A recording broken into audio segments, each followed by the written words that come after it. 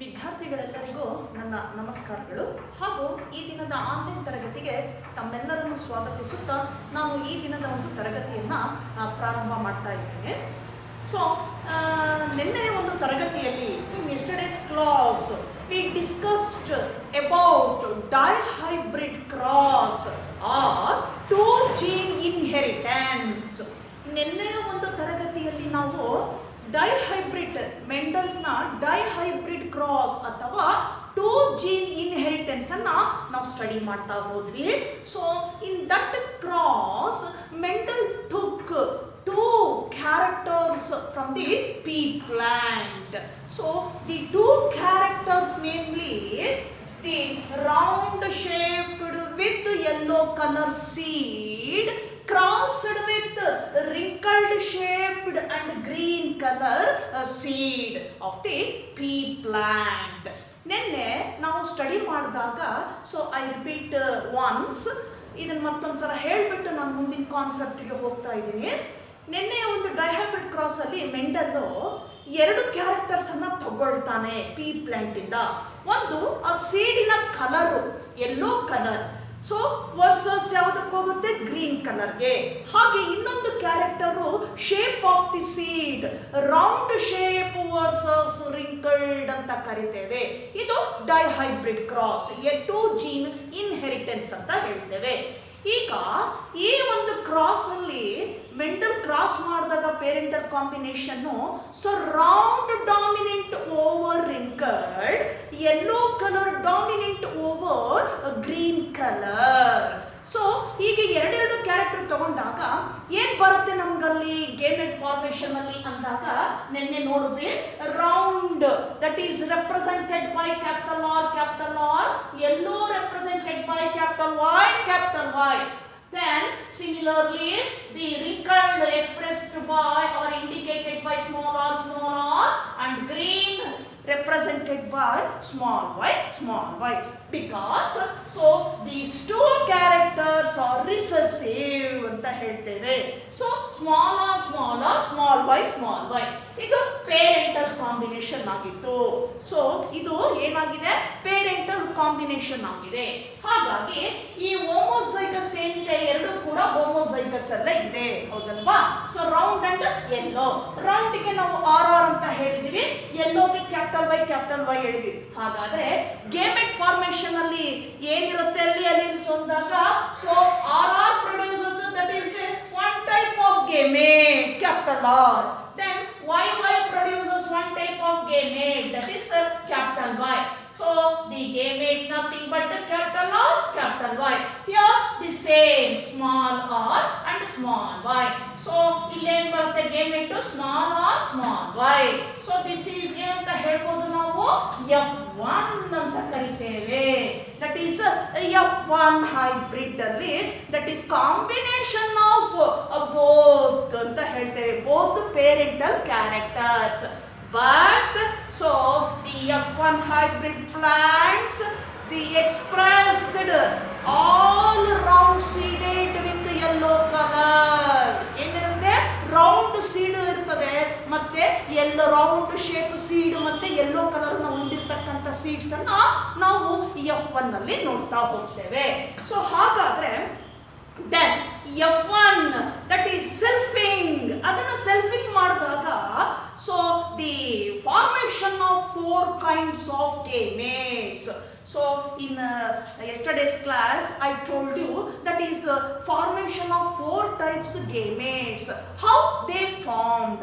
So somebody can ask in yesterday's, after the completion of yesterday's class, madam please repeat the how those types of gametes are formed in F1.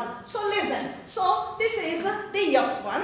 So it is selfing. ಇದನ್ನ ನಾವೇನ್ ಮಾಡ್ತೇವೆ, ಆ ಸೆಲ್ಫಿಂಗ್ ಅನ್ನ ಮಾಡಿದಾಗ ಹೇಗೋಗುತ್ತೆ ಇಲ್ಲಿ ಅಂದಾಗ ನೋಡಿ capital R ಅಂತಕ್ಕಂಥದ್ದು ಅಲೀಲು ಯಾವ ರೀತಿ ಫ್ಯೂಷನ್ ಆಗ್ತದೆ ಗೇಮೆಟ್ ಫಾರ್ಮೇಶನ್ ಅಲ್ಲಿ ಅಂದಾಗ ಕ್ಯಾಪಿಟಲ್ ಆರ್ ರಿಸೀವ್ ಮಾಡ್ಕೊಳ್ಳುತ್ತೆ ಸ್ಮಾಲ್ ಆರ್, ಹಾಗೆ capital Y small Y.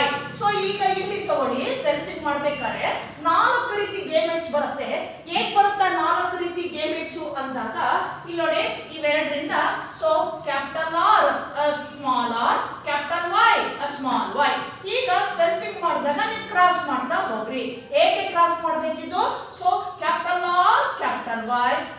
capital R small y, then small r capital Y and small r small y. ಈ ರೀತಿ ನಾವೇನ್ ಮಾಡ್ತೇವೆ ಅಲ್ಲಿ ಕಾಂಬಿನೇಷನ್ ಅನ್ನ ಕೊಡ್ತೇವೆ. ಸೊ ಹಾಗಾಗಿ ಎಷ್ಟು ತರದ್ದು ಬರುತ್ತೆ ನಮಗೆ ಅಲ್ಲಿ ಅಂದಾಗ 4 ರೀತಿಯಾಗಿರ್ತಕ್ಕಂತಹ ಗೇಮೆಟ್ಸ್ ಏನಾಗುತ್ತೆ ಫಾರ್ಮೇಶನ್ ಆಗ್ತದೆ. ಈ 4 ಗೇಮೆಟ್ಸ್ ಏನಾಗುತ್ತೆ ಸೆಲ್ಫಿಂಗ್ ಮಾಡಿದಾಗ ನಾವು ನಮಗೆ 16 combinations are obtained in F2 generation in the ratio of 9:3:3:1. So ನಾವಲ್ಲಿ ಯಾವ ಅನುಪಾತದಲ್ಲಿ ನೋಡ್ತೀವಿ F2 ಜನರೇಷನ್ ನಲ್ಲಿ ನಾವು 9:3:3:1 ನಮ್ಗೆ ಏನ್ ಸಿಗತ್ತೆ ಅಲ್ಲಿ ಈ ಫಿನೋಟಿಪಿಕ್ ರೇಷಿಯೋ ಸಿಗತ್ತೆ.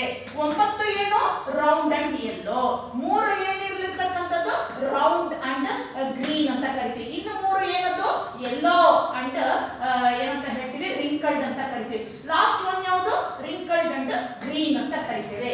ಈ ಅನುಪಾತದಲ್ಲಿ ನಮ್ಗೆ 16 ಕಾಂಬಿನೇಷನ್ಸ್ F2 ಜನರೇಷನ್ ಅಲ್ಲಿ ಸಿಗ್ತಾ ಹೋಗ್ತದೆ. ಸೊ ಇದು ಡೈಹೈಬ್ರಿಡ್ ಕ್ರಾಸ್.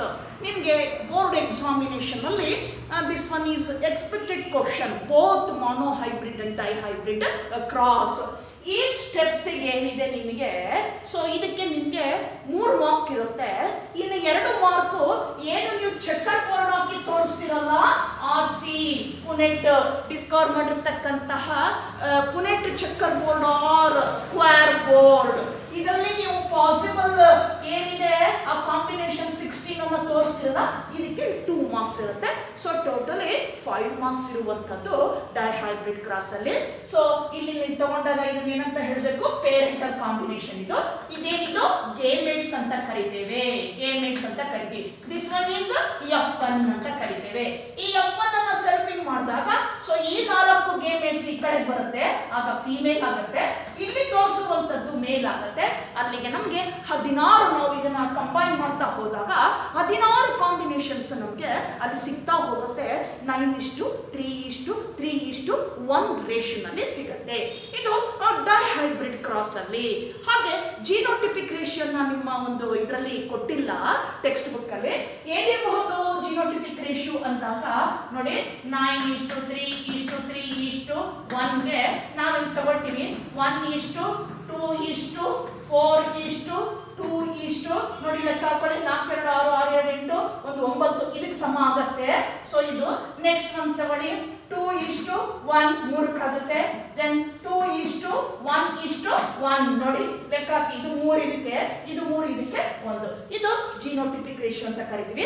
1:2:4:2:2:1:2:1 ಇದು ಜಿನೋಟಿಪಿಕ್ ರೇಷಿಯೋ. ಬಟ್ ನಿಮ್ಮ ಬುಕ್ ಅಲ್ಲಿ ಟೆಕ್ಸ್ಟ್ ಬುಕ್ ಅಲ್ಲಿ ಇದನ್ನ ಮೆನ್ಷನ್ ಮಾಡಿಲ್ಲ. ಈ ರೀತಿ ಕೇಳಬಹುದು 1 ಮಾರ್ಕ್ಗೆ. So what is the phenotypic ratio of dihybrid cross? 9:3:3:1. or what is the phenotypic ratio of monohybrid cross?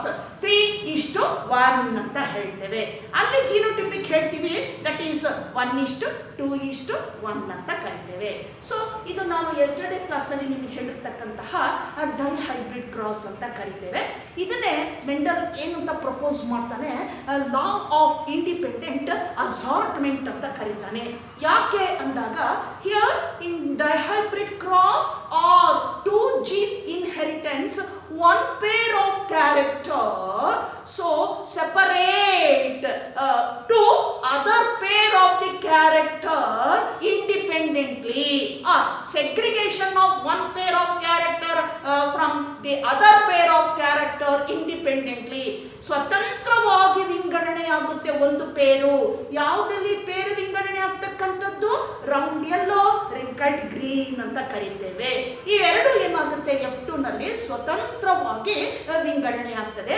ಹಾಗಾಗಿ ಇದನ್ನ ಲಾ ಆಫ್ ಇಂಡಿಪೆಂಡೆಂಟ್ ಅಸಾರ್ಟ್ಮೆಂಟ್ ಅಂತ ಕರಿತೇವೆ. ಸೊ ದಟ್ ಲಾ ಸ್ಟೇಟ್ಸ್, ಏನ್ ಸ್ಟೇಟ್ ಮಾಡುತ್ತದು ಅಂದಾಗ that is the separation or segregation of one pair of character so from the other pair of character independently. ಯಾವುದರಿಂದ ಇನ್ನೊಂದು pair character ಇಂದ ಏನಾಗುತ್ತೆ ಸೆಗ್ರಿಗೇಟ್ ಆಗ್ತಕ್ಕಂಥದ್ದು. So that is the dihybrid cross. And now we move on to the next concept. That one is codominance. So that one is codominance.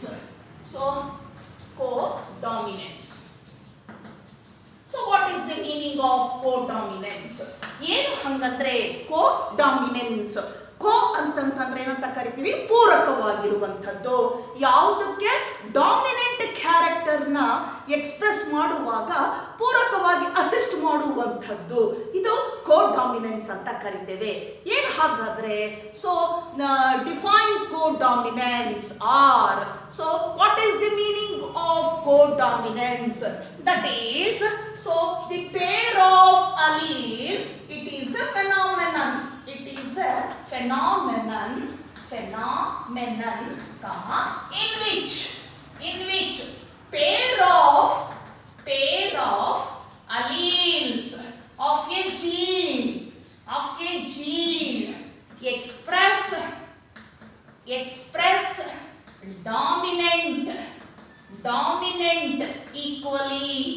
dominant equally or express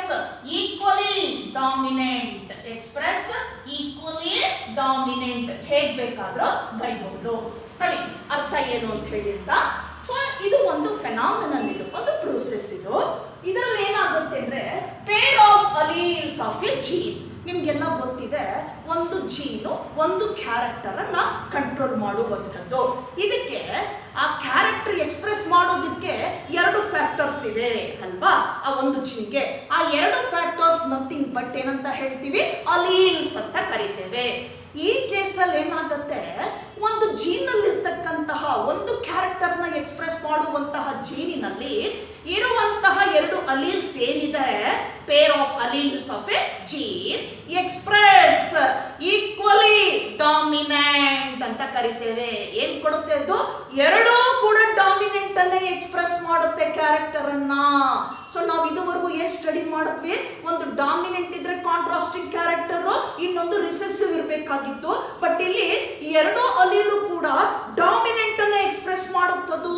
phenotypic ಏನಿದೆ ಆ dominant character, ಆ phenotypic ಅನ್ನ express ಮಾಡುತ್ತದು 2 equal ಆಗಿ. So ಇಂಥದ್ದನ್ನ ನಾವು codominance ಅಂತ ಕರಿತೇವೆ. One of the beautiful example for codominance, that is AB blood group. ಯಾವ್ದು ಕೊಡ್ಬೋದು ಇದಕ್ಕೆ? AB blood group ಅನ್ನ ಕೊಡ್ಬೋದು. ಸೊ AB blood group ಅಲ್ಲಿ ಏನಾಗಿದೆ ಮುಂದೆ ನಾವೀಗ ಸ್ಟಡಿ ಮಾಡ್ತೇವೆ. ಸೊ ಆಫ್ಟರ್ ದಿಸ್ ಒನ್ ಇದಾಗ್ತಿದ್ದ ಹಾಗೆ ನಾವು ನೋಡ್ತೀವಿ ಬ್ಲಡ್ ಗ್ರೂಪ್ ಇನ್ ಹ್ಯೂಮನ್ಸ್ ಅಂತ ಹೇಳಿ. AB blood group ಅನ್ನ ನಾವು ಕೊಡ್ಬೋದು ಇದಕ್ಕೆ ಉದಾಹರಣೆಯಾಗಿ. In this blood group, so both A and B alleles of that blood group are equally dominant. ಏನಾಗಿರುತ್ತೆ ಅಲ್ಲಿ? 2 ಕೂಡ ಡಾಮಿನೆಂಟ್ ಆಗಿರ್ತದೆ. ಹಾಗಾಗಿ ಇಂತಹ ಒಂದು ಫೆನಾಮಿನನ್ ಅನ್ನ ನಾವು ಕೋಡಾಮಿನೆನ್ಸ್ ಅಂತ ಕರಿತೀವಿ. ನಿಮಗೆ ಕೇಳಬಹುದು, so give an example, what is codominance and give an example ಅಂದಾಗ 2 ಮಾರ್ಕ್ಸ್ ಕೇಳಿದಾಗ ಇದಕ್ಕೆ ನೀವು ಡಿಫೈನ್ ಮಾಡಿ ಡೆಫಿನಿಷನ್ ಅನ್ನು ಬರೆದು ಎಕ್ಸಾಂಪಲ್ ಕೊಟ್ರೆ ನೀವು blood group AB blood group for the good example for codominance ಅಂತ ಕರಿತೇವೆ. ಈ ಏನ್ ಬ್ಲಡ್ ಗ್ರೂಪ್ ಇದೆ ಮುಂದೆ ನಾವು ಹೇಳೋರಿದ್ದೇವೆ. So this is the meaning or definition for codominance. Next, so the next one is blood groups in human. Blood groups in the human. In a human. So in human population, so there are 3 types of blood groups, so we can identify. ನಾವು human beings ಅಲ್ಲಿ, human population ಅಲ್ಲಿ so common ಆಗಿ 3 ರೀತಿಯ blood groups ಅನ್ನ ನಾವಲ್ಲಿ identify ಮಾಡ್ತೇವೆ. ಯಾವ್ಯಾವ್ದು ಅಂದಾಗ that is A, B and O group. ಇದನ್ನೇ ನಾವು commonly called ABO blood group ಅಂತ ಕರಿತೇವೆ. ಸೊ ಈ 3ಅನ್ನ ಸೇರಿಸ್ಬಿಟ್ಟು ABO blood group. Actually 4 group ಇರಬೇಕಲ್ಲಿ. ಯಾವುದು ಅಂದಾಗ AB and O ಅಂತ ಹೇಳ್ತೇವೆ. ಬಟ್ AB ಏನಿದೆ combination of both A and B group. ಹಾಗಾಗಿ ನಾವು ಕನ್ಸಿಡರ್ ಮಾಡುವಾಗ ABO ಬ್ಲಡ್ ಗ್ರೂಪ್ ಅಂತ ಕರಿತೇವೆ. ABO ಬ್ಲಡ್ ಗ್ರೂಪ್ ಅಂತ ಹೇಳ್ತೀವಿ. So in human human beings.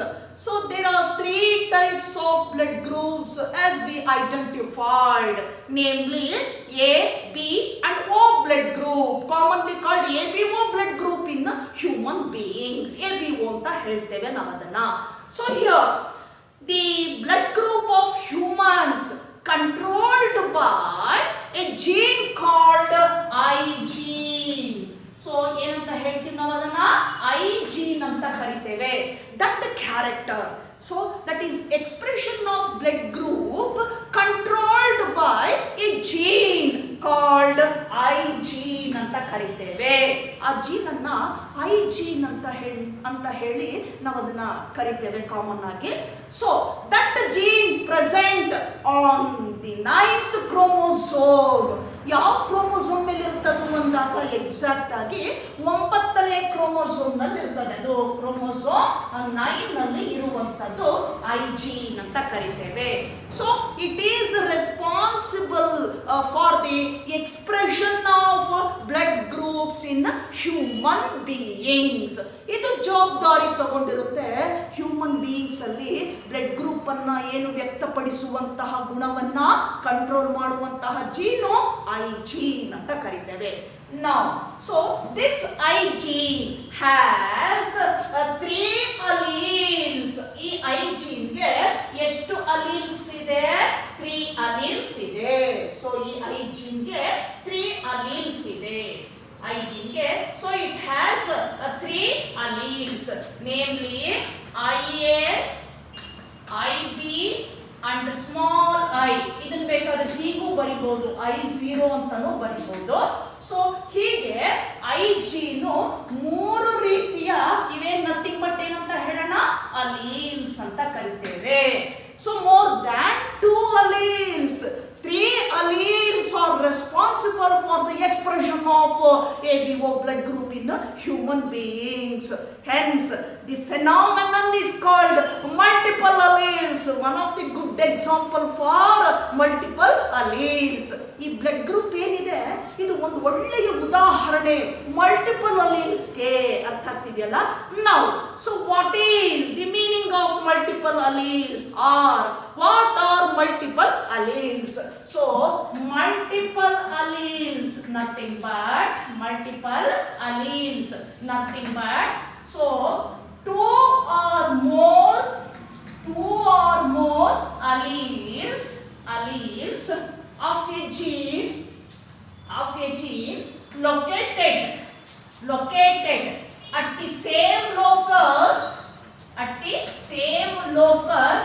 on homologous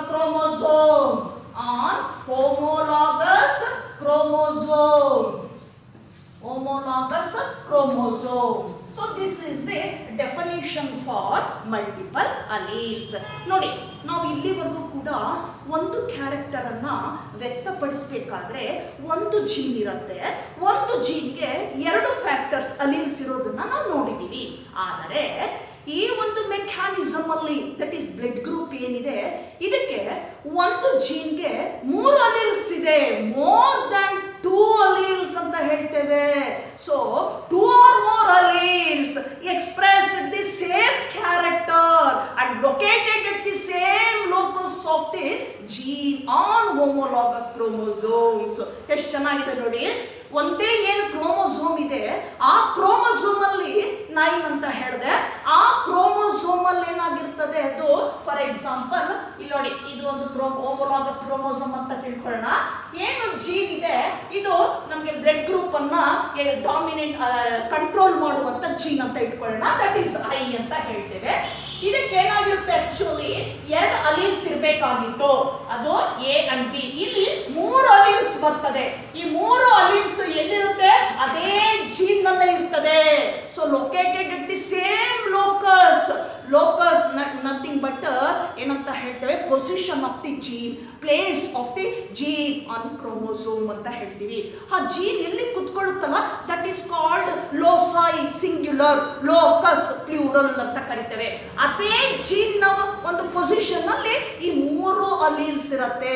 so all these 3 or 2 or more alleles so express the same character ಏನ್ ಮಾಡುತ್ತೆ, assist ಮಾಡುತ್ತೆ, ಒಂದೇ ಗುಣವನ್ನೇ ಅಸಿಸ್ಟ್ ಮಾಡುತ್ತದ್ದು. ಹಾಗಾಗಿ ಇದು ಒಂದು ಒಳ್ಳೆ ಉದಾಹರಣೆ ಅಂತ ಹೇಳ್ಬೋದು ನಾವು ಮಲ್ಟಿಪಲ್ ಅಲೀಲ್ಸ್ಗೆ. So one of the example for multiple alleles ABO blood group. Here in blood group of human beings controlled by a gene called I gene ಅಂತ ಕರಿತೇವೆ. It has 3 alleles. ಎಷ್ಟು alleles ಇದೆ ಇದಕ್ಕೆ? 3. namely IA, IP and small I ಅಂತ ಕರಿತೇವೆ. So the IA allele ಏನಿದೆ, IA allele. So that is expressed because of the synthesis of sugar polymer in RBCs, that is in plasma membrane of the RBCs, so ನೋಡಿ ಏನಿದು ಅಂದ್ರೆ, so these two, that is A and B alleles are dominant over this one small I ಅಂತ ಕರಿತೇವೆ. So ಇಲ್ಲೇನಾಗುತ್ತೆ, ಈ dominant ಏನಿದೆ RBCs ನಲ್ಲಿ, ನಮ್ಮ ಒಂದು ಕೆಂಪು ರಕ್ತ ಕಣಗಳಲ್ಲಿ ಅಥವಾ ಎರಿಥ್ರೋಸೈಟ್ಸ್ ಅಂತಾನೂ ಕರಿತೇವೆ. ನಮ್ಮ ಕೆಂಪು ರಕ್ತ ಕಣಗಳು ಹೇಗಿದೆ, ಬೈಕಾನ್ಕೇವ್ ಶೇಪ್ ಅಂತ ಕರಿತೇವೆ. ನಾವು ಅಬ್ಸರ್ವ್ ಮಾಡಿದಾಗ ಮೈಕ್ರೋಸ್ಕೋಪಿಕ್ ವ್ಯೂ ಅಲ್ಲಿ ನೋಡಿದಾಗ ಹೀಗೆ ಕಾಣಿಸುತ್ತೆ ನಮ್ಮ RBC. ಸೊ ಇಲ್ಲಿರ್ತಕ್ಕಂಥ ಪ್ಲಾಸ್ಮಾ ಮೆಂಬ್ರೇನ್ ಏನಿದೆ, so that is the layer, outermost layer of the RBCs, red blood corpuscles or erythrocytes ಅಂತ ಕರೀತೀವಿ. So in A and B case ಏನಾಗುತ್ತೆ, ಇಲ್ಲಿ A and B allele so synthesize a kind of sugar polymer in the plasma membrane of RBCs. RBCs ನ plasma membrane ಅಲ್ಲಿ ಏನಾಗುತ್ತೆ, ಒಂದು sugar polymer ಅನ್ನ ಏನ್ ಮಾಡುತ್ತೆ, ಅದು ಪಾಲಿಮರ್ ನಥಿಂಗ್ ಬಟ್ ಚೈನ್ ಅಂತ ಕರಿತೇವೆ. ಸೊ ಚೈನ್, ಶುಗರ್ ಚೈನ್ ಅನ್ನ ಏನ್ ಮಾಡುತ್ತೆ, ಅದು ಸಿಂಥಸೈಸ್ ಮಾಡ್ತದೆ. So that is controlled by that I gene ಅಂತ ಕರಿತೇವೆ. ಈ ಸಿಂಥಸಿಸ್ ಆಫ್ ಶುಗರ್ ಏನಿದೆ, ಯಾರು ಕಂಟ್ರೋಲ್ ಮಾಡ್ತಾರೆ ಅದನ್ನ, ಐ ಜೀನ್. ಸೊ ಇಲ್ಲಿ ಆ ಶುಗರ್ ಸಿಂಥಸಿಸ್ ಎಲ್ಲಿ ನಡೆಯುತ್ತೆ, ಯಾವ್ಯಾವ ಅಲೀಲಲ್ಲಿ ನಡೆಯುತ್ತೆ, A and B allele ಅಂತ ಕರಿತೀವಿ, IA and IP. So both synthesized a quite different sugar polymer in the plasma membrane of RBCs. ಇವೆರಡೂ ಕೂಡ RBCs ನಲ್ಲಿ ಪ್ಲಾಸ್ಮಾ ಮೆಂಬ್ರೇನ್ ನಲ್ಲಿ ಒಂದು kind of sugar polymer chain ಅನ್ನ ಏನ್ ಮಾಡುತ್ತೆ, ಸಿಂಥಸಿಸ್ ಮಾಡ್ತಾರೆ. ಈ ಎರಡು AB ನಲ್ಲಿ ಏನಾಗಿದೆ, ಆ ಎರಡು ಸಿಂಥಸಿಸ್ ಆಗುವಂತಹ ಶುಗರ್ ಪಾಲಿಮರ್ ಕ್ವೈಟ್ ಡಿಫರ್ ಆಗಿರುತ್ತೆ, ಸ್ವಲ್ಪ ವ್ಯತ್ಯಾಸವನ್ನ ಹೊಂದಿರುತ್ತೆ. So A quietly differ from B sugar polymer ಅಂತ ಕರಿತೇವೆ. But the third one small I or I0, it cannot be synthesized any sugar polymer. ಇದೇನಾಗುತ್ತೆ, ಯಾವ ರೀತಿಯಾಗಿರ್ತಕ್ಕಂಥ ಶುಗರ್ ಪಾಲಿಮರ್ ಅನ್ನ ಚೈನ್ ಅನ್ನ ಸಿಂಥಸೈಸ್ ಮಾಡೋದಿಲ್ಲ. hence it is recessive. ಯಾವುದಿದು, I ಅನ್ನೋದು recessive ಆಗ್ತದೆ, ಯಾವುದಕ್ಕೆ, to both A and B alleles. So these two are dominant ಅಂತ ಕರಿತೇವೆ, because these two produce a kind of sugar polymer in the plasma membrane of RBCs. So these two dominant over I, small I, because it does not synthesize any polymer, any sugar polymer. Hence it is recessive. ಹಾಗಾಗಿ ಇದೇನಾಗಿರುತ್ತೆ, recessive ಆಗಿರುತ್ತೆ. ಇದು ಎರಡು dominant ಆಗಿರ್ತದೆ. So ಇದು ನಾವು blood group determine ಮಾಡುವಾಗ ಹೇಗಾಗುತ್ತೆ, then so what are the possibility of obtaining of genotypes in offsprings from the parents? ಹಾಗಾದ್ರೆ ಈ ತರ ಇರುವಾಗ ಬ್ಲಡ್ ಗ್ರೂಪ್ ಹೇಗೆ ಡಿಟರ್ಮೈನ್ ಆಗ್ತದೆ, ಪೇರೆಂಟ್ಸ್ ಅಲ್ಲಿ ಯಾವುದಿದ್ದರೆ ಆಫ್ಸ್ಪ್ರಿಂಗ್ಸ್ಗೆ ಯಾವ್ದು ಬರುತ್ತೆ. ಹಾಗಾಗಿ ಎಷ್ಟು ಟೈಪ್ಸ್, ಎಷ್ಟು ಕೈಂಡ್ಸ್ ನಮಗೆ ಪಾಸಿಬಿಲಿಟಿ ಇರಬಹುದು ಜಿನೋಟೈಪ್ಸ್ ಬರುವಂತ it is given in a chart in your syllabus. ನಿಮ್ಮ ಸಿಲೆಬಸ್ ಅಲ್ಲಿ ಒಂದು ಚಾರ್ಟ್ ಅನ್ನು ಕೊಟ್ಟಿದ್ದಾರೆ. That is possible genotypes offsprings from the parents that determined the blood group in the offspring. ಅದೇನು ಕೊಡುತ್ತೆ? ಆ ಪಾಸಿಬಲ್ ಜಿನೋಟೈಪ್ ಇದೆಯಲ್ಲ, ಆ ಜಿನೋಟೈಪು ಆಫ್ ಸ್ಪ್ರಿಂಗ್ಸ್ ಅಲ್ಲಿ ಇಂಡಿವಿಜುವಲ್ ಅಲ್ಲಿ ಯಾವ ಗ್ರೂಪ್ ಬರುತ್ತೆ ಅನ್ನೋದನ್ನ ಡಿಟರ್ಮೈನ್ ಮಾಡುತ್ತೆ. ಏನಾ, Bna, ABna or O group. So let me study the chart. So what are those genotypes, possible genotypes? So obtained from the parental combination that determined the particular blood group in the offspring. ಹೇಗಿದೆ ಅದು ಅಂತ chart ಅಲ್ಲಿ ನಾವು ನೋಡ್ತಾ ಹೋಗೋಣ ಈಗ. So look at this chart. So the possible genotypes are given. ಇಲ್ಲಿ ಕೊಡಲಾಗಿದೆ ನೋಡಿ, ನಾನು ಬರೆದು ನಿಮಗೆ ತೋರಿಸ್ತಾ ಹೋಗ್ತೀನಿ. ಈಗ ಫಾರ್ ಎಕ್ಸಾಂಪಲ್ ಜೀನೋಟ್ 4 ಕಾಲಮ್ ಹಾಕೊಳ್ಳಿ. ಜೀನೋಟೈಪ್ ಆಫ್ ಪೇರೆಂಟ್ 1, ಒಂದನೇ ಪೇರೆಂಟ್ ತಂದೆ ಇರಬಹುದು ಅಂತ ಇಟ್ಕೊಳ್ಳೋಣ. ಸೊ ಜೀನೋಟೈಪ್ ಆಫ್ ಪೇರೆಂಟ್ ತಾಯಿ ಮದರ್ ಇರಬಹುದು. ಈಗ ಒಂದೊಂದಾಗಿ ನೋಡೋಣ ಪಾಸಿಬಿಲಿಟಿ ಏನೇನಿದೆ ಅಂತ. ಪಾಸಿಬಲ್ ಜೀನೋಟೈಪ್ಸ್ ಬರ್ಬೋದು, ಅದು ಯಾವ ಬ್ಲಡ್ ಗ್ರೂಪ್ ಅನ್ನ ಡಿಟರ್ಮೈನ್ ಮಾಡುತ್ತೆ ಆಫ್ ಸ್ಪ್ರಿಂಗ್ ಅಲ್ಲಿ. ಸೊ ನೋಡೋಣ ಈಗ ಜೀನೋಟೈಪ್ ಆಫ್ ಪೇರೆಂಟ್ 1 ನಲ್ಲಿ IA ಇದೆ ಅಂತ ಇಟ್ಕೊಳ್ಳೋಣ. ಇಲ್ಲಿನೂ ತೋರಿಸ್ತೀನಿ ನೋಡಿ. IA ಒಂದನೇ ಪೇರೆಂಟ್ ಅಲ್ಲಿ, ಎರಡನೇ ಪೇರೆಂಟ್ ಅಲ್ಲೂ ಕೂಡ IA ಇದೆ ಅಂತ ಇಟ್ಕೊಳ್ಳೋಣ. ನೋಡಿ IA ಇದೆ. ಹಾಗಾದ್ರೆ ಜೀನೋಟೈಪ್ ಆಫ್ ಸ್ಪ್ರಿಂಗ್ಸ್ ಅಲ್ಲಿ ಏನಾಗಬೇಕು? ಗೇಮೆಟ್ ಅಲ್ಲಿ ಹೋಗಿದೆ ಇದು, ತಾಯಿ ಮತ್ತೆ ತಂದೆಯಿಂದ ಗೇಮೆಟ್ ಅಲ್ಲಿ. ಹಾಗಾದ್ರೆ ಝೈಗೋಟ್ ಅಲ್ಲಿ ಏನಿರಬಹುದು? ಆಫ್ ಸ್ಪ್ರಿಂಗ್ ಅಲ್ಲಿ ಏನ್ ಬರ್ಬೋದು ಅದು ಅಂದಾಗ IA ಏನ್ ಕೊಡುತ್ತಿದ್ದು? IA. ಹಾಗಾದ್ರೆ ನೆಕ್ಸ್ಟ್ ಬರುವಂತ ಡಿಟರ್ಮೈನ್ ಮಾಡುವಂತ ಬ್ಲಡ್ ಗ್ರೂಪ್ ಯಾವ್ದಾಗಿರುತ್ತೆ? A ಗ್ರೂಪ್ ಅಂತ ಕರಿತೇವೆ. So the blood group IA gene that is responsible for determining the A blood group. IP allele responsible for determining of B blood group. Small I responsible for the O blood group. ಅರ್ಥ ಆಗ್ತಿದೆಯಲ್ಲ? ಹಾಗಾಗಿ ಏನ್ ಬರಬಹುದು genotype, ಯಾವ ಒಂದು blood group ಅನ್ನ ಕೊಡಬಹುದು ಅದು ಅನ್ನೋದನ್ನ ನೋಡಿ. ಎರಡನೇ ಕಾಂಬಿನೇಷನ್ ಹೋಗೋಣ. ಹಾಗಾದ್ರೆ ಏನ್ ಗ್ರೂಪ್ ಕೊಡುತ್ತಿದ್ದು? A ಗ್ರೂಪ್ ಅನ್ನ ಕೊಡುತ್ತೆ. ಎರಡನೇ ಕಾಂಬಿನೇಷನ್ ಅಲ್ಲಿ IA then small I. So genotype offspring ಅಲ್ಲಿ ಏನ್ ಬರಬೇಕು? IA and small I. ಇಲ್ಲಿ ತೋರಿಸ್ತೀನಿ ನೋಡಿ. IA ಸ್ಮಾಲ್ ಐ ಎರಡು ಸೇರಿದಾಗ IA ಸ್ಮಾಲ್ ಐ. ಹಾಗಾದ್ರೆ ಬರುವಂತಹ ಬ್ಲಡ್ ಗ್ರೂಪ್ ಯಾವುದಾಗಿರುತ್ತೆ? Nothing but A. ಅಲ್ಲಿ ಕೂಡ A ಬ್ಲಡ್ ಗ್ರೂಪ್ ಬರುತ್ತೆ. ಅರ್ಥ ಆಗ್ತಿದೆಯಲ್ಲ? ಯಾಕೆ? ಸ್ಮಾಲ್ ಐ ಅನ್ನೋದು ರಿಸೆಸಿವ್, ಹೌದಲ್ವಾ? ಇದು ಡಾಮಿನೆಂಟ್. ದೆನ್ ಥರ್ಡ್ ಪಾಸಿಬಿಲಿಟಿ ಯಾವ್ದಿದೆ? IB ಹೋಗೋಣ. IB ಪೇರೆಂಟ್ 1 ನಲ್ಲಿ, ಅಗೈನ್ ಪೇರೆಂಟ್ 2 ನಲ್ಲೂ IB. ಹಾಗಾದ್ರೆ ಜೀನೋಟೈಪ್ ಏನಾಗುತ್ತೆ ಆಫ್ ಸ್ಪ್ರಿಂಗ್ ಅಲ್ಲಿ? IB. ಬ್ಲಡ್ ಗ್ರೂಪ್ ಯಾವ್ದು ಬರಬೇಕು? B ಬ್ಲಡ್ ಗ್ರೂಪ್ ಅಂತ ಕರಿತೇವೆ. ಸೊ ಇಲ್ಲಿ ಹಾಕ್ತೀನಿ ನೋಡಿ. IB parent 1, IB parent 2, IB. So ಏನ್ ಬ್ಲಡ್ ಗ್ರೂಪ್ ಕೊಡುತ್ತೆ ಇದು? B ಬ್ಲಡ್ ಗ್ರೂಪ್ ಅನ್ನ ಕೊಡುತ್ತೆ. ಯಾವ್ದು ಬರುತ್ತೆ ಇಲ್ಲಿ ಬ್ಲಡ್ ಗ್ರೂಪ್? B ಗ್ರೂಪ್ ಬರುತ್ತೆ. Next one that is parent 1 ನಲ್ಲಿ IA ಇದೆ ಅಂತ ಇಟ್ಕೊಳ್ಳೋಣ. ಪೇರೆಂಟ್ 2 IB ಕೊಡುತ್ತೆ. ಸೊ ಇಲ್ಲಿ ನಮ್ಗೆ ಆಫ್ ಸ್ಪ್ರಿಂಗ್ ಅಲ್ಲಿ ಜೀನೋಟೈಪ್ ಯಾವ್ದಾಗುತ್ತೆ? IB. ಈಗ ನೋಡೋಣ, ಇಲ್ಲಿ ತೋರಿಸ್ತೀನಿ.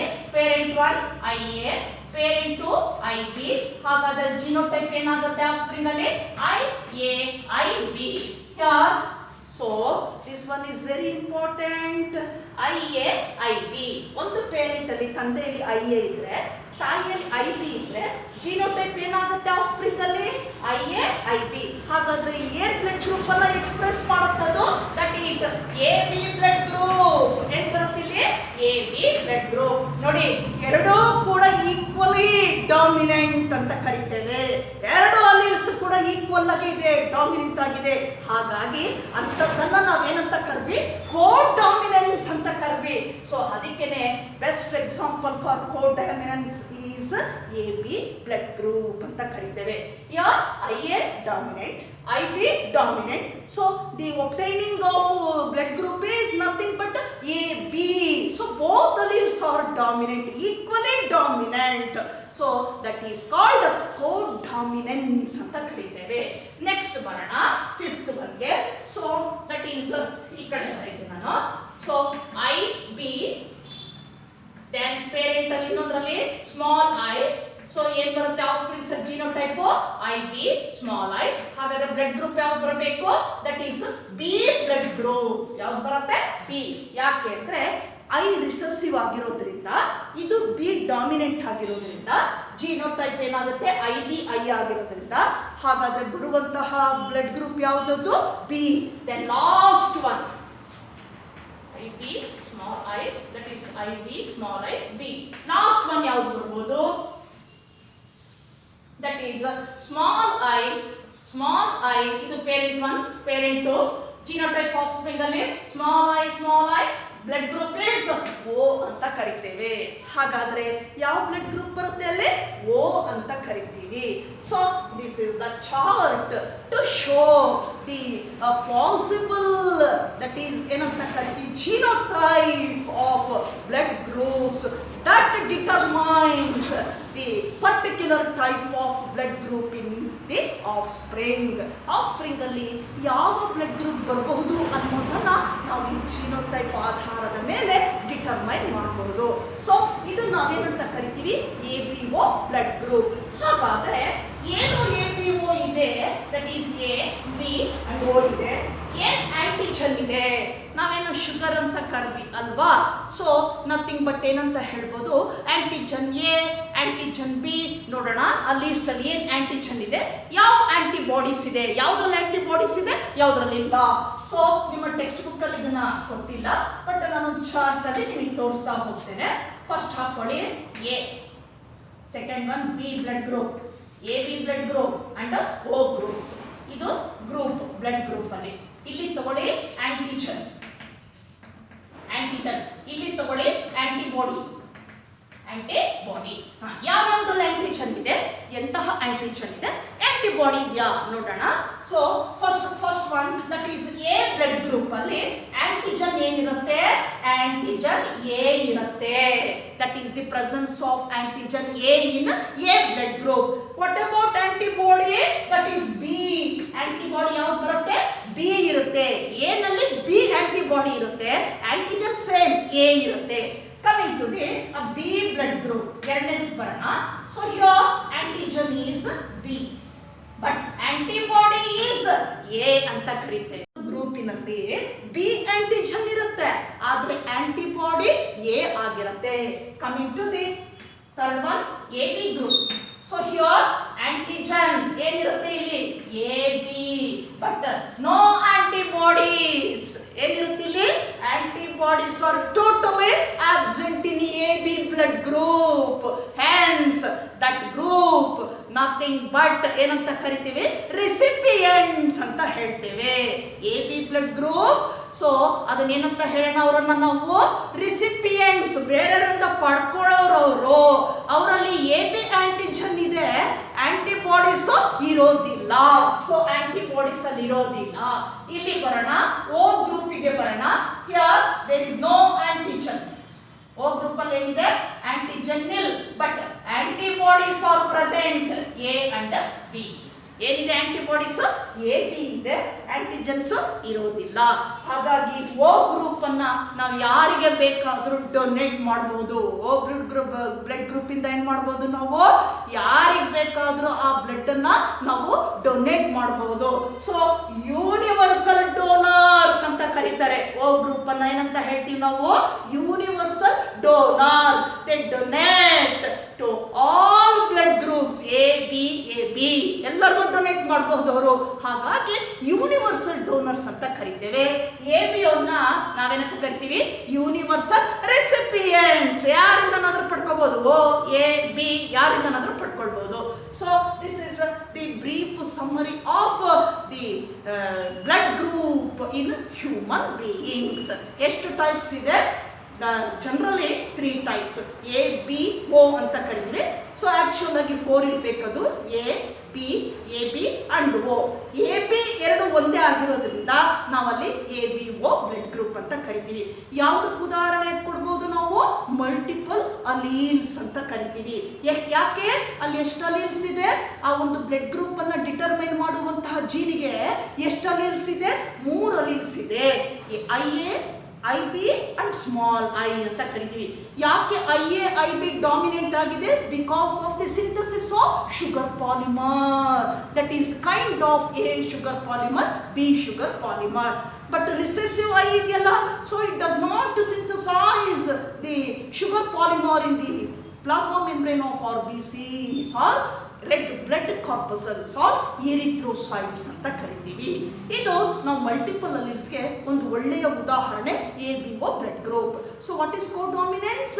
ಅಲ್ಲೇನಂತ ಹೇಳ್ಬೋದು? Pair of alleles of a gene express equally dominant. ಒಂದೇ ಡಾಮಿನೆಂಟ್ ಆಗಿ ಎರಡೂ ಡಾಮಿನೆಂಟ್ ಆಗಿ ಏನ್ ಮಾಡುತ್ತೆ? ಎಕ್ಸ್ಪ್ರೆಸ್ ಮಾಡ್ತದೆ. ಅದನ್ನ ಕೋಡಾಮಿನೆನ್ಸ್ ಅಂತ ಕರಿತೀವಿ. ಅದಕ್ಕೆ ಯಾವ್ದು ಉದಾಹರಣೆ ಕೊಡೋಣ? Only A B blood group. ನೋಡಿ, ಏನು ಡಾಮಿನೆಂಟ್ ಇದೆ? ಬಿ ಡಾಮಿನೆಂಟ್ ಇದೆ. So this is the brief summary of blood group in human beings. This is one of the example for codominance and multiple alleles. Next, we move on to the next concept. So, one more point, the blood group, ABO blood group.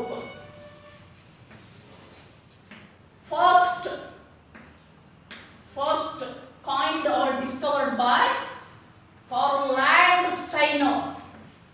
ಯಾರಿದು ABO blood group ಅನ್ನ determine ಮಾಡಿದ್ದು, discover ಮಾಡಿದ್ದು ಅಂದಾಗ Karl Landsteiner ಅನ್ನುವಂತಹ scientist ಈ blood group ಅನ್ನ human beings ಅಲ್ಲಿ determine ಮಾಡ್ತಾನೆ. ನಾವ್ we move on to the next concept, that is pleiotropy.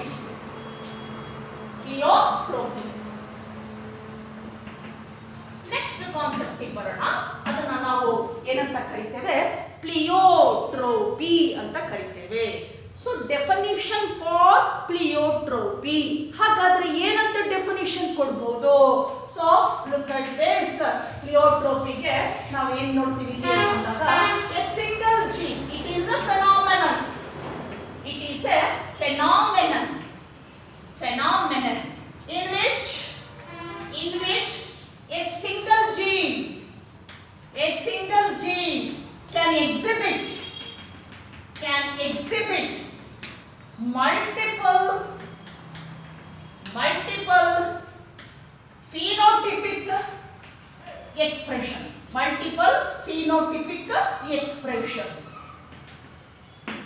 ನೋಡಿ, ಇದು definition for pleiotropy.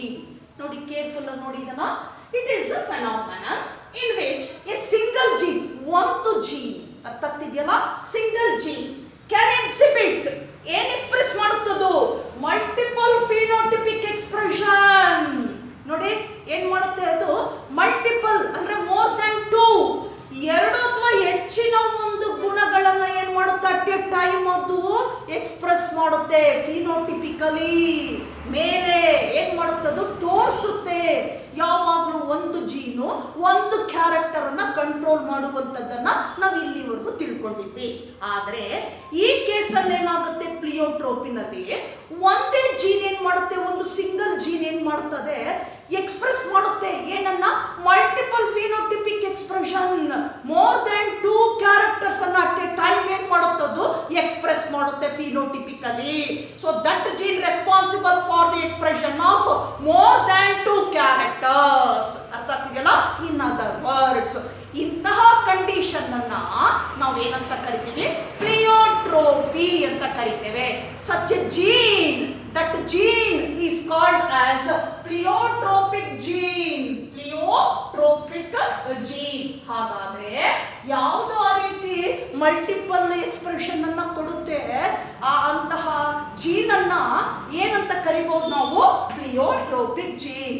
So pleiotropic gene nothing but controlled multiple phenotypic expression. ಏನ್ ಕಂಟ್ರೋಲ್ ಮಾಡುತ್ತದ್ದು? Multiple phenotypic expression, more than 2 characters or traits ಅಂತ ಕರಿತೇವೆ. ಅರ್ಥ ಆಗ್ತಿದೆಯಲ್ಲ? ಇದು condition pleiotropy ಅಂತ ಕರಿತೀವಿ, ಪ್ಲಿಯೋಟ್ರೋಪಿಕ್ ಜೀನ್. ಹಾಗಾದ್ರೆ ಎಕ್ಸಾಂಪಲ್ ಯಾವ್ದು ಕೊಡ್ಬೋದು ಪ್ಲಿಯೋಟ್ರೋಪಿಗೆ ಅಂದಾಗ? So the best example for pleiotropy that is the synthesis of starch grain in pea plant and also controlled the shape of the seed in pea plant. ಅರ್ಥ ಆಗ್ತಿದೆಯಲ್ಲ? ನೋಡಿ, ಪೀ plant ಅಲ್ಲಿ ಏನಾಗಿರ್ತದೆ, ಒಂದು ಜೀನ್ ಇದೆ ಅಂತ ಇಟ್ಕೊಳ್ಳೋಣ. ಫಾರ್ ಎಕ್ಸಾಂಪಲ್ ಎಸ್ ಅಂತಾನೆ ಇಟ್ಕೊಳ್ಳೋಣ, ಅಥವಾ ಎಕ್ಸ್ ಅಂತನಾದ್ರೂ ತಗೊಳ್ಳೋಣ. ಒಂದು ಜೀನ್ ಇತ್ತು ಹೇಳ್ತಾರ, ಒಂದೇ ಜೀನ್ ಅದು, ಹೌದಲ್ವಾ? ಈಗ ಈ ಜೀನ್ ಏನ್ ಮಾಡುತ್ತೆ, ಏನು ಸ್ಟಾರ್ಚ್ ಗ್ರೈನ್ ಸಿಂಥಸಿಸ್ ಅಂತ ಹೇಳ್ತೇವೆ. So this is gene controlled starch grain synthesis in pea seed, ಹೌದಲ್ವಾ? ಇದು ಈ ಪೀ ಸೀಡ್ ಅಲ್ಲಿ ಏನಾಗಿರುತ್ತೆ, ಸ್ಟಾರ್ಚ್ ಗ್ರೈನ್ಸ್ ಈ ರೀತಿ ಕಾಣ್ತಾ ಇರುತ್ತೆ. ಪೀ ಸೀಡ್ ಅಲ್ಲಿ ನಾವು ಅದನ್ನ ನೋಡಿದಾಗ ಹೀಗೆ ಕಾಣಿಸ್ತಿರುತ್ತೆ. ಒಂದನ್ನು ಎನ್ಲಾರ್ಜ್ ಮಾಡಿ ತೋರಿಸ್ತೀವಿ ನೋಡಿ, ಈ ತರ ಕಾಣಿಸ್ತಾ ಇರುತ್ತೆ. ಸ್ಮಾಲ್ ಅಂದ್ರೆ ಈ ತರ ಕಾಣಿಸ್ತಾ ಇರುತ್ತೆ. ಇದು ಸ್ಟಾರ್ಚ್ ಸೈಜ್ ಅಂತ ಕರಿತೀವಿ. Synthesis of starch grain in pea seed. ಬಟಾಣಿ ಒಂದು ಏನು ಕಾಳಿದೆ, ಅದ್ರ ಒಳಗಡೆ ಇರ್ತಕ್ಕಂಥ ಸ್ಟಾರ್ಚ್ ಗ್ರೈನ್ ಸಿಂಥಸಿಸ್ಗೆ ಕಾರಣ ಯಾರು ರೆಗ್ಯುಲೇಟ್ ಮಾಡ್ತಾರೆ?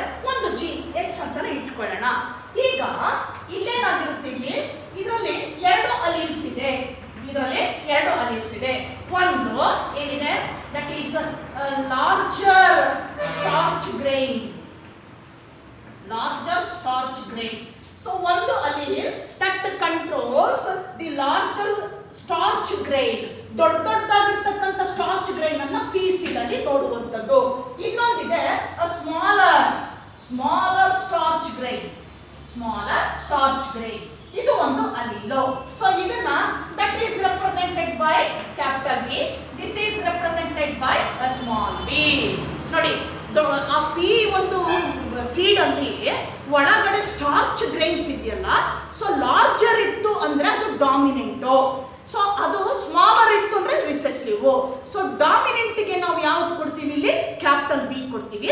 ರಿಸೆಸಿವ್ ಅಂದ್ರೆ ಸ್ಮಾಲ್ ಸ್ಟಾರ್ಚ್ ಗ್ರೈನ್ಸ್ ಇದ್ದರೆ ಅದನ್ನ ನಾವು determined R represented by small B. ಹಾಗಾದ್ರೆ F1 ಅಲ್ಲಿ ಏನಾಗುತ್ತೆ? That is the combination of both, that is capital B and small B. ಏನ್ ತೋರಿಸುತ್ತೆ ಇಲ್ಲಿ? Capital B and small B. So F1 ಅಂತ ಕರಿತೇವೆ. ಇಲ್ಲಿ F1 ಅಲ್ಲಿ ಏನಾಗ್ತದೆ? ಇಂಟರ್ಮೀಡಿಯೇಟ್ ಕ್ಯಾರೆಕ್ಟರ್ ಬರುತ್ತದೆ. ಅಂದ್ರೆ ದಟ್ ಈಸ್ ಮಾಡರೇಟ್ ಏನಂತ ಕರಿತೀವಿ? In F1 hybrid, so that exhibit moderate size starch grain. ಏನ್ ಕೊಡುತ್ತೆ ಇಲ್ಲಿ? ಮಾಡರೇಟ್ ಸೈಜ್ ಸ್ಟಾರ್ಚ್ ಗ್ರೈನ್ ಕೊಡುತ್ತೆ. Simultaneously same gene also controlled the shape of the seed. That is round and wrinkled.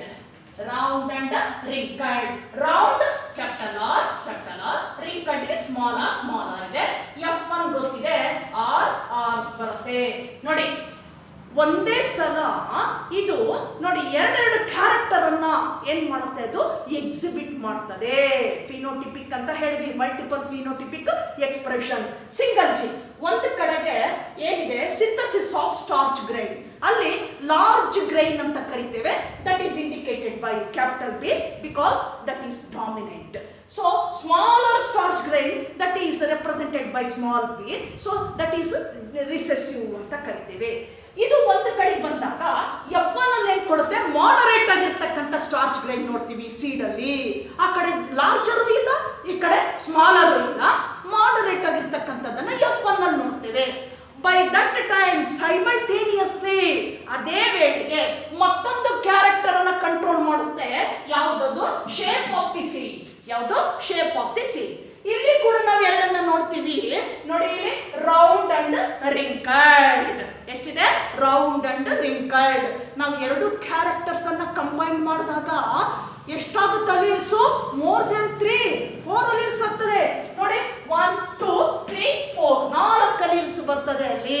ಅದಕ್ಕೆ multiple alleles ಅಂತ ಕರೆದಿದ್ದು phenotypic expression. ಈಗ ಇಲ್ಲಿ round ಮತ್ತೆ ರಿಂಕಲ್ಡ್ ಬಂದಾಗ F1 ಏನ್ ಬರುತ್ತೆ?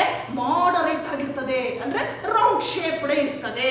ಅರ್ಥ ಆಗ್ತಿದೆಯಲ್ಲ? ರೌಂಡ್ ಶೇಪ್ಡ್, ಫುಲ್ ರೌಂಡ್ ಇರೋಲ್ಲ, ಮಾಡರೇಟ್ ಆಗಿರ್ತಕ್ಕಂತಹ ರೌಂಡ್ ಶೇಪ್ ಅನ್ನ ನಾವಿಲ್ಲಿ ನೋಡ್ತೇವೆ. So simultaneously a single gene exhibit multiple phenotypic expression or characters. At a time ಏನ್ ಮಾಡುತ್ತದು? ಎರಡೆರಡು ಮೂರು ಕ್ಯಾರೆಕ್ಟರ್ಗೆ ಏನಾಗುತ್ತೆ? ರೆಸ್ಪಾನ್ಸಿಬಲ್ ಆಗಿರ್ತದೆ. ದಿಸ್ ಇಸ್ ಕಾಲ್ಡ್ ಪ್ಲಿಯೋಟ್ರೋಪಿ ಅಂತ ಕರಿತೇವೆ. ಇದನ್ನ ನಾವೇನಂತ ಹೇಳ್ತೀವಿ? ಪ್ಲಿಯೋಟ್ರೋಪಿ. ನೆಕ್ಸ್ಟ್ F2 ನಲ್ಲಿ ನಾವು ನೋಡಬಹುದು ಲಾರ್ಜರ್ ಗ್ರೈನು ಬರುತ್ತೆ, ಅಥವಾ ಸ್ಮಾಲ್ ಇರಬಹುದು, ಅಥವಾ combination of both, moderate size. ಈ ರೀತಿಯಾಗಿರ್ತಕ್ಕಂತಹ ನಾವು ಜನರೇಷನ್ ಅನ್ನ, ಆಫ್ ಸ್ಪ್ರಿಂಗ್ಸ್ ಅನ್ನ ನಾವು ಮುಂದೆ ಏನ್ ಮಾಡ್ತೇವೆ? F2 ನಲ್ಲಿ ಕಾಣಬಹುದು. ಸೊ ಹೀಗೆ ಒಂದು ಜೀನ್ ಏನಾಗುತ್ತೆ? 2 ಅಥವಾ 3 ಕ್ಯಾರೆಕ್ಟರ್ಸ್ ಅನ್ನ ಅಟ್ ಎ ಟೈಮ್ ಏನ್ ಮಾಡುತ್ತೆ? ರೆಸ್ಪಾನ್ಸಿಬಲ್ ಮಾಡಿ ಎಕ್ಸ್ಪ್ರೆಸ್ ಮಾಡ್ತದೆ. ಈ ಕಂಡೀಷನ್ ಅನ್ನ ಪ್ಲಿಯೋಟ್ರೋಪಿ ಅಂತ ಕರಿತೇವೆ. But one thing, so look at this condition, that is synthesis of starch grain, larger and smaller. The F1 will be, that is intermediate anta karve. So this is seems to be a incomplete dominance. One ರೀತಿ ನಾವು ಇದನ್ನ ಏನಂತ ಹೇಳ್ಬೋದು? Incomplete dominance ಗೂ ಕೂಡ ಕೊಡಬಹುದು, ಹೌದಲ್ವಾ? ನಾವು ಅಲ್ಲೇ ನೋಡಿದ್ವಿ. So red colour flower of snap dragon crossed with white color flower, so we get intermediate color of pink color ಅನ್ನ ನಾವು ನೋಡಿದ್ವಿ. ಸೊ ಇನ್ಕಂಪ್ಲೀಟ್ ಡಾಮಿನೆನ್ಸ್ ಇಲ್ಲಿ ಕೂಡ ಒಂದು ವೇ ನಲ್ಲಿ ನಾವು ನೋಡಬಹುದು ಇನ್ಕಂಪ್ಲೀಟ್ ಡಾಮಿನೆನ್ಸ್ ಅಂತ ಹೇಳ್ತೇವೆ. ಸೊ ಇದು ಇನ್ಕಂಪ್ಲೀಟ್ ಡಾಮಿನೆನ್ಸ್ ಹೌದು, ಪ್ಲಿಯೋಟ್ರೋಪಿನೂ ಹೌದು. Because single gene can controlled more than 2 phenotypic expressions. So such a condition, phenomenon, is said to be pleiotropy. So this is one of the good example for pleiotropy, that is synthesis of starch grain in pea seeds. Then another example for pleiotropy, that is phenylketonuria. That one is phenylketonuria. So this is one of the genetic disorder, phenylketonuria. Example 2, phenylketonuria. So one of the genetic disorder, ಇದನ್ನ ನಾವು ಮುಂದೆ genetic disorders ಅಲ್ಲಿ ನೋಡ್ತಾ ಹೋಗ್ತೇವೆ. ಇದನ್ನ ಮೆಂಡಿಲಿಯನ್ disorders ಅಂತ ಕರಿತೀವಿ. So brief ಆಗಿ ಹೇಳ್ಬಿಡೋಣ. ಫಿನೈಲ್ ಏನಂತ ಹೇಳ್ತೀವಿ? ದಟ್ ಇಸ್ ಪ್ಲಿಯೋಟ್ರೋಪಿಗೆ. So phenylketonuria, here the synthesis of an enzyme in our body that regulates the metabolic activities, that enzyme known as the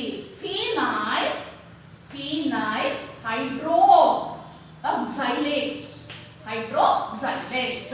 So that enzyme, synthesis of that enzyme controlled by phenylalanine. So in the presence of this enzyme, phenylalanine converted into tyrosine. Phenylalanine tyrosine ಗೆ convert ಆಗ್ತದೆ. ನಮ್ಮ ಬಾಡಿನಲ್ಲಿ ಏನಾಗುತ್ತೆ? ಫಿನೈಲ್ಅಲನೈನ್ ಅಂತ ಹೇಳ್ತೇವೆ.